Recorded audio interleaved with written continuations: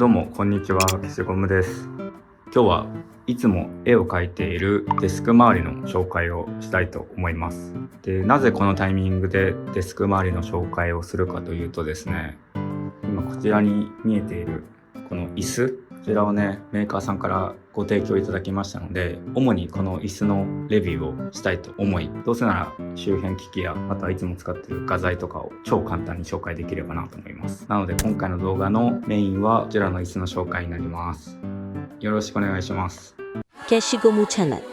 では椅子の紹介は後にしてサクッと椅子以外のところを説明したいと思います。まず机ですね。机は L 字型の机を使ってます。これどこで買ったか覚えてないんですけれども、確か Amazon かどっかで買ったものだと思います。そんな高くなかったです。で、なんで L 字かっていうと、普段こっちでパソコンの作業をしてでこっちで絵を描くみたいな、そういうことをしたかったのでL 字にしてます。はい、そんなところです。で、ここにパソコン、これは MacBook Air ですけども、この動画編集とかする時のパソコンと、あとはディスプレイ、これをリアルディスプレイにできるのでディスプレイにしてます。あとこちらがこれ Apple の一応純正のマジックキーボードってやつかなっていうものを使ってます。で、マウスは一応この Apple から出てるホイールなしのマウスを使ってたんですけども、ちょっと僕には合わなくてですね、普通のマウスを使っております。あとものすごい逆光で申し訳ないんですけども、これが E0 ですね。卓上の E0 です。ここにスケッチブックとか、あとは A4 の紙とかを貼って描いてるっていう感じになります。で、こちらがいつも絵を描くときに音楽聴くんですけども、その時に使ってるヘッドホン、これはソニーのヘッドホンになります。覚えてないんですけど、3年前ぐらいに買ったもので、もう耳のところがへたってるので、そろそろ新しいのに買いたいなと思ってます。ただ音質がすごくいいので気に入ってます。で、あとは、僕はデジタルでも絵を描くので、デジタルで描く用の、iPad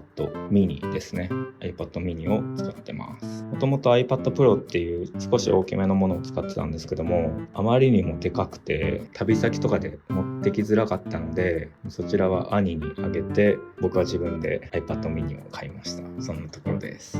で、あとこれなんですけども、これは普通のライトですね。絵描く時の手元を明るくするためのライトになります。これ移動式可能なので、こっちの E0 の方に持ってきて描くこともできます。で、これの結構いいところは、こう押すと、わかりますかね。ワンタッチでできるところですね。で、そんで、こちら、この字になってる、こちらが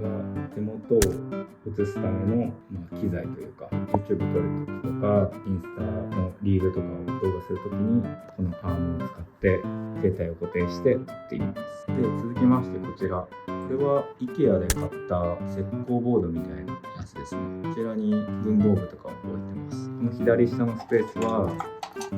僕が結構愛用しているコピックマルチライナーとかのペンを入れてます。で、右がこれはピグマですね。ピグマのペンたちを置いてます。で、これが韓国で買った時計とカレンダーがついてる少しだけおしゃれなやつですね。ここにボタンがついてて、このボタンを押すとこういう感じで切り替わるよみたいな、そういうものです。で、続いてここの棚なんですけども、この棚はどこで買ったんだっけな、ちょっと忘れちゃいました。無印がどっかで買ったやつだと思います。上から紹介していくと、これは種子島宇宙センターに観光しに行った時に買った、ここに挟めるんですね、紙を。宇宙飛行士の可愛かったんで買いました。で、この置物がマレーシアのセブ島に旅行した時に買ったものです。ただの置物なんですけども、なんかキリンっぽくて可愛いなと思って買ってます。で、これが、IKEA の、ライトになります。ここにスイッチがありまして、これを押すと明るくなるっていうものですね。これは夜とか暖かい光の方が入眠しやすいっていうのを聞いたので、夜とかはこのライトだけで過ごすようにしてます。あとは昔に描いた絵を飾ったりとか、これは結構一番使うかな。これがエプソンのスキャナーですね。で、次中段、上から2段目の段はこの前の動画で紹介させてもらった、ステッカー作れる印刷機、来年の、印刷機になります。でこれがいつも普段使いしてる、エプソンの普通の印刷機になります。はい。でここがごちゃごちゃしてるんですけども、参考にしてる本とか画集ですね。ジブリの画集だったり、アースの画集とか人物画のものとかの独学で勉強したので、こういうものを使って勉強してました。この辺に黒くずらーっと並んでるのが、スケッチブックになりますね。ターレンスのスケッチブックですね。ちょっと開けてみますと、こんな感じで、いつも見慣れてるものが書かれてると思います。で下の段に、いくつかのマーカーがあります。これがアーテクストのマーカーで、これがコピックのマーカー。これちょっと小ぶりなサイズですけども。で、これがオフークの、これは200何色かぐらいあるオフークのセットになります。はい、棚はそんな感じ。で、最後、この机の横に移動式の台を置いてます。これは IKEA かな IKEA の棚だと思います。そんなに高くなかったと思います。ここに、僕の一軍のアルコールマーカーのコピックの緑系、茶色系、赤系と、あと下の段にちょっと暗いんですけども、青系と灰色系と、あとは黄色系が入んなかったのでここに入れてるっていう感じですね。で以上ざっとデスクの周りを紹介したので、今回の本題であるこの椅子の紹介をしていきたいと思います。ではここからはいただいた椅子のレビューをしていきたいと思います。実はこれ2週間前ぐらいに私の手元に届きまして、で2週間使ってみました。絵を描く時だったり、あとはここでたまに設計の機械設計の仕事をしてるんですけども、在宅ワークで図面を描いたりとか、オフィシャルな使い方って言いますか、皆さんが働かれてるであろうデスクワークと同じような使い方ですねっていうのもしてみました。でまずどこのメーカーかっていうと、椅子のところに書いてあるんですけども、リベルノボっていうところのオムニプロっていう椅子をご提供いただきました。でこちらはもう普通の椅子とは全然違くてですね、見た目は普通の椅子にこのフットレストがついたものかなって思いがちなんですけども、本当いろんな機能がついててびっくりしました。一個ずつ紹介していきたいんですけども、まずですね、この裏面を見ていただきたいんですけども、これが、いわゆるバックレストと言われる部分になるんですけども、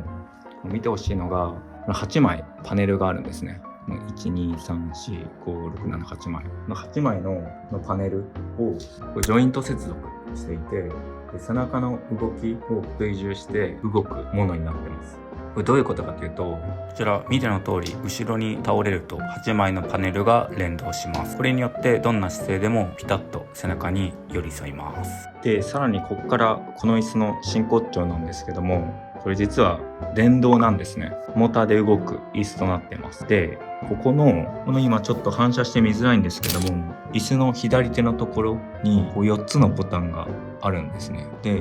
この2つの左矢印と右矢印のボタンを押すと、このワンタッチでランバーサポートって言って、この背中のところに多分モーターみたいなのが入ってて、これが動くんですね。ちょっとやってみますね。ちょっとこれで見てほしいんですけども、ここに今ボタンを押すとですね、いきますよ。ボタンを押してみます。この8枚のパネルが動いてるの分かりますかね。もしかしたら横からの方が見やすい。ほら、分かりますか？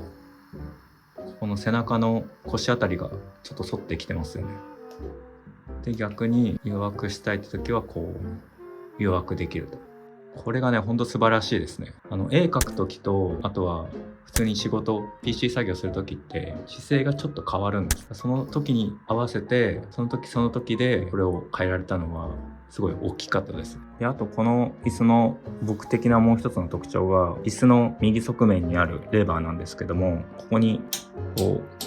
う5段階ぐらいこうセットできるんですけども、これがいわゆるここの高さとここが1対1の関係になっているので、この状態が105度なんですけども、ここからこういう感じで最大160度までいけるんですね。実際に座ってみると、こちらが角度105度の時の場合になります。集中して作業したい時とかに便利な角度です。こちらが135度の時の場合です。僕は本を読む時とかにこのモードにして椅子を倒しています。最後が160度の時の場合です。もうこれはほとんど寝てる時と同じ状態ですね。付属のフットレストと一緒に使うと簡易的なベッドのような構造になります。でもう一個見てほしいのがダイナミックサポートっていうものになります。これどういうことかっていうと、こう通常姿勢から倒す姿勢、このアームの部分を見てほしいんですけども、このアームの部分も固定されずに一緒にこう追従して動きます。なので、この辺は調整レスですね。あとヘッドの部分もこう一緒に動くので、従来の椅子は毎回調整が必要だったところは調整せずにこう自動でサポートしてくれる。 계시고 무찬한 でさらに他のこれ今さっき後ろのここのサポートの調節が変えられるボタンって説明しましたけども、あと2つここにボタンがあります。これ今ちょっとすごく色味的に分かりづらいんですけども、これが、ファンのボタンになります。これを押すとこの椅子の下からファンがあってこう吸ってくれるんですね。なので今夏場ですけども、夏場とかお尻がむせてしまうとか、そういう時にこれを押すともうすごい涼しい風が下から吸ってくれるので、蒸れることなく長時間作業できます。でしかもこれ2段階あります。ちょっと色が変わるんですね。僕のカメラの性能が悪いので色変わってない風に見えるんですけども、これ2段階ファンの強さを調整することができます。であと着座センサーっていうのがあるみたいで、こう座ってない時、ファンをつけた状態で離席すると、ここのセンサーが感知して自動的に止まるっていう、そうすると、バッテリーの容量が長持ちするよみたいな、そういう機能もあるみたいです。であともう一つのボタン、これが最後の紹介になるんですけども、これがストレッチ機能ですね。これめっちゃすごくて自動でストレッチをしてくれます。このボタンを押すと、ここのちょっと分かりづらいんですけども、裏面から見た方がいいかな、ちょっと見づらいんですけども、こう背中の部分が動くんですね。これがすごいです。こんな感じ。これで、座ってるとストレッチできます。例えば仕事とか絵を描いてて疲れたら、この機能を使って一旦リフレッシュするっていうことができます。あと言い忘れてたんですけども、こちら都内とかで実際に座って実物を体験できることができるみたいです。こちらの椅子のメーカーのホームページにどこのお店で体験できるかどうかっていうのを書いてますので、ぜひ気になる方は見てください。あと保証も充実してて、これ椅子のフレームに関しては5年間の保証があって、あとモーターとかの電子機器に関しては2年間の保証があるみたいです。